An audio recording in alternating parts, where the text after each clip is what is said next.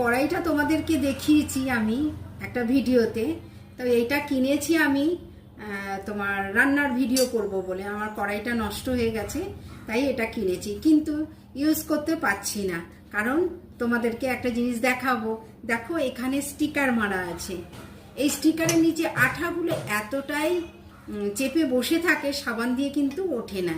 তাই আমি এই স্টিকারগুলোকে কি করে তুলবো, তার আঠাগুলোকে কি করে তুলবো, সেইটাই তোমাদেরকে দেখাবো। দেখো স্টিকারটা, দেখো এখানটা কিরকম আঠাটা লেগে আছে। এই দেখো কিরকম আঠাগুলো লেগে আছে। এইগুলো আমি কি দিয়ে তুলবো?